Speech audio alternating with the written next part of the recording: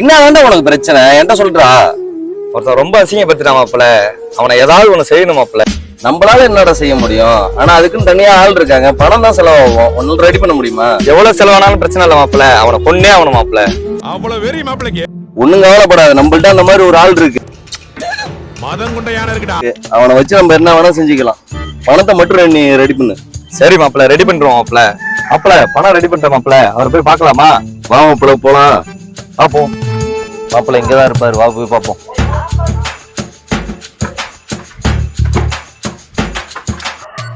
மகானே மகானே,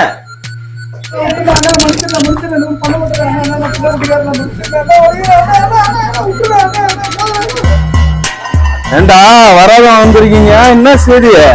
உங்கள்ட்ட ஒரு விஷயம் பேசணும். வாங்கினேன். என்ன செய்தி புதுசா இருக்க?